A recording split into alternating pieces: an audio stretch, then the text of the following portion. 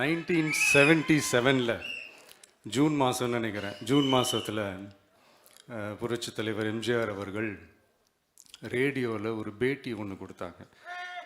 அதில் பேசும்போது சொன்னாங்க, பேரறிஞர் அண்ணா அவர்கள் இருந்த இடத்தில் இப்படிப்பட்டவர்களும் அமர்கின்ற ஒரு நிலைமை ஏற்பட்டுச்சேன்னு எண்ணி எண்ணி கண்ணீர் வடித்தேன். அன்னைக்கு அந்த கண்ணீரை துடைக்க ஆரம்பித்த இயக்கம் தான் அண்ணா திராவிட முன்னேற்ற கழகம்னு சொன்னார்.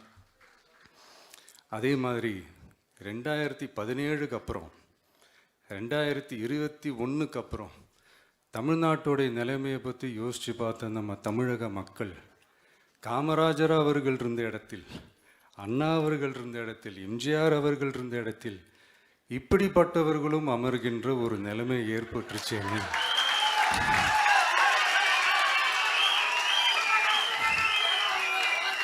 தமிழக மக்கள் கண்ணீர் வடித்தாங்க.